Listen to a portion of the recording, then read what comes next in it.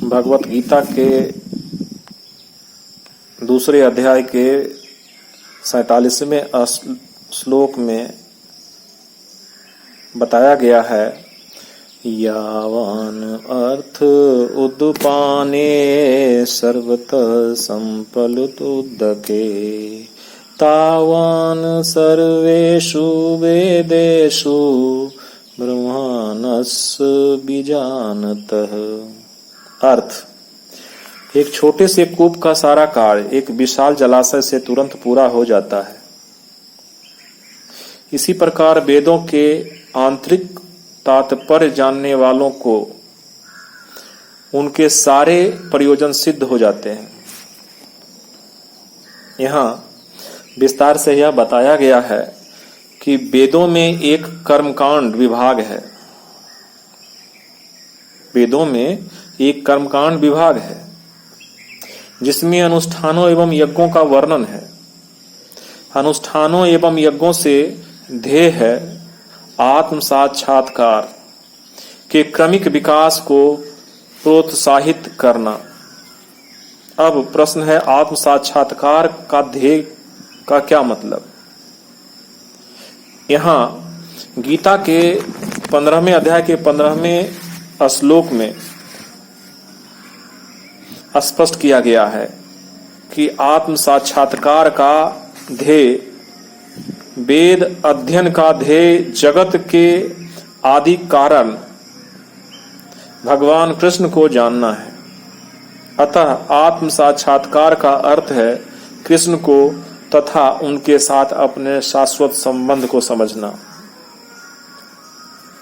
अब आगे यह प्रश्न बनता है कि कृष्ण के साथ जीवों का संबंध का उल्लेख गीता के 15 अध्याय के 7वें श्लोक में है, जिसमें कहा गया है कि जीवात्माएं भगवान के अंश स्वरूप है। अतः प्रत्येक जीव द्वारा कृष्ण भावनामृत को जागृत करना वैदिक ज्ञान की सर्वोच्च पूर्णावस्था है। इसके अलावा श्रीमद् भागवत में तीसरे अध्याय के तीसरे स्कंद के 33वें अध्याय का 7वां श्लोक भी इसकी पुष्टि करता है।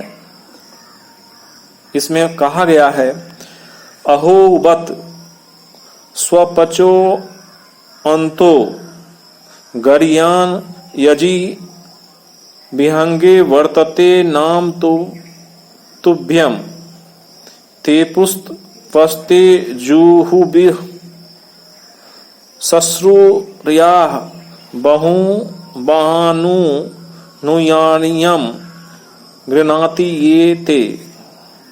हे प्रभु, आपके पवित्र नाम का जप करने वाला भले ही चांडाल जैसा निम्न परिवार में क्यों न उत्पन्न हुआ हो, किंतु वह आत्म साक्षात्कार के सर्वोच्च पद पर स्थित होता है। ऐसा व्यक्ति अवश्य ही वैदिक अनुष्ठानों के अनुसार सारी तपस्याएं संपन्न किए होता है और अनेकानेक बार तीर्थ स्थानों में स्नान करके वेदों का अध्ययन किए होता है। ऐसा व्यक्ति आर्य कुल में सर्वश्रेष्ठ माना जाता है। अतः मनुष्य को इतना बुद्धिमान तो होना ही चाहिए कि केवल अनुष्ठानों के प्रति आसक्त न रहकर वेदों के उद्देश्य को समझे और अधिकाधिक इंद्रिय तृप्ति के लिए ही स्वर्गलोक जाने की कामना न करे। अतः मनुष्य को इतना बुद्धिमान तो होना ही चाहिए कि केवल अनुष्ठानों के प्रति आसक्त न रहकर वेदों के उद्देश्य को समझे और अधिकाधिक इंद्रिय तृप्ति के लिए ही स्वर्गलोक जाने की कामना न करे। इस युग में सामान्य व्यक्ति के लिए न तो वैदिक अनुष्ठानों के समस्त विधि विधानों का पालन करना संभव है और न सारे वेदांत तथा उपनिषदों का सर्वांग अध्ययन कर पाना सहज है। वेदों के उद्देश्य को संपन्न करने के लिए प्रचुर समय, शक्ति, ज्ञान तथा साधन की आवश्यकता होती है। इस युग में ऐसा कर पाना संभव नहीं है, किंतु वैदिक संस्कृति का परम लक्ष्य भगवत नाम कीर्तन द्वारा प्राप्त हो जाता है, जिसकी संस्तुति प्रतीतात्माओं के उद्धारक भगवान चैतन्य द्वारा हुई है।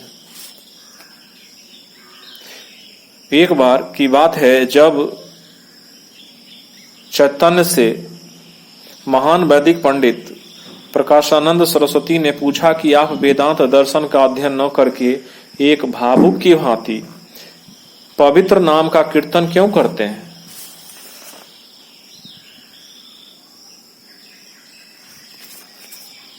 तो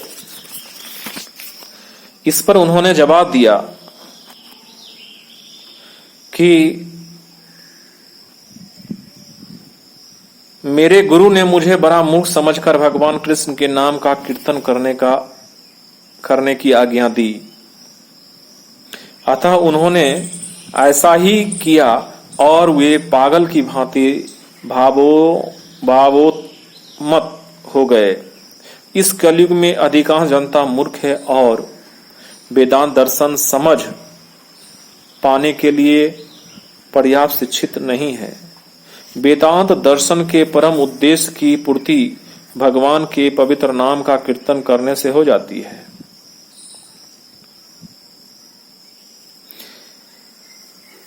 वेदांत वैदिक ज्ञान की प्रकाष्ठा है और वेदांत दर्शन के प्रणेता तथा ज्ञाता भगवान कृष्ण हैं। सबसे बड़ा वेदांती तो वह महात्मा है जो भगवान के पवित्र नाम का जप करने में आनंद लेता है। संपूर्ण वैदिक रहस्यवाद का यही चरम उद्देश्य है। अर्थात इस श्लोक में हम 3-4 बातें सीख सकते हैं। इसमें से सबसे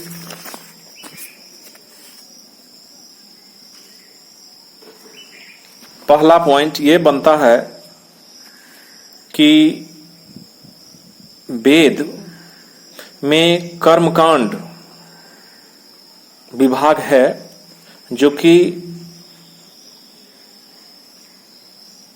अनुष्ठानों और यज्ञों का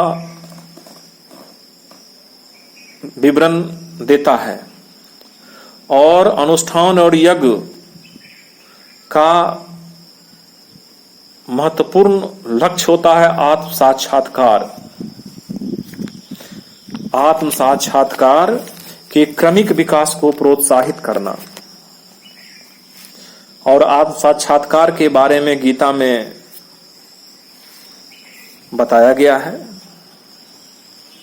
कि भगवान कृष्ण तथा उनके साथ अपने शाश्वत संबंध को समझना। दूसरा पॉइंट यह बनता है जो कि हम इससे सीख सकते हैं इस श्लोक से कि कृष्ण के साथ जीवों का संबंध का भी उल्लेख है। अर्थात कृष्ण के साथ जीवों का कैसा संबंध है ये भी भगवत गीता के 15वें श्लोक में बताया गया है, जिसमें बताया गया है कि जीवात्माएं जो हैं भगवान के अंश स्वरूप है। अतः प्रत्येक जीव द्वारा कृष्ण भावनामृत को जागृत करना वैदिक ज्ञान का सर्वोच्च पूर्णावस्था है। और तीसरा पॉइंट श्रीमद् भागवत में यह श्लोक के द्वारा बताया गया है, जिसमें एक निम्न घर के व्यक्ति अगर वो अच्छा ज्ञान रखता है तो वह व्यक्ति आर्य कुल में सर्वश्रेष्ठ माना जाता है। अर्थात इससे हम ये समझ सकते हैं कि भगवत गीता का उद्देश्य भी इससे पता चलता है, जिसमें यह बताया गया है, जिसके द्वारा हम समझ सकते हैं कि मेन मकसद है कि भगवान के प्रति मनुष्य का एक अच्छा संबंध हमेशा हमेशा के लिए रहना चाहिए, जिससे कि वह आगे अच्छा काम करे और गलत रास्तों का वो उस पर नहीं चल पाए। उपनिषदों का भी महत्वपूर्ण स्थान है, क्योंकि उपनिषद जो है जिसको कि वो वैदिक ज्ञान का पराकाष्ठा माना जाता है, इस तरह से हम ये समझते हैं कि यह श्लोक अर्थात 47 श्लोक हम इस तरह की बातें सीखते हैं।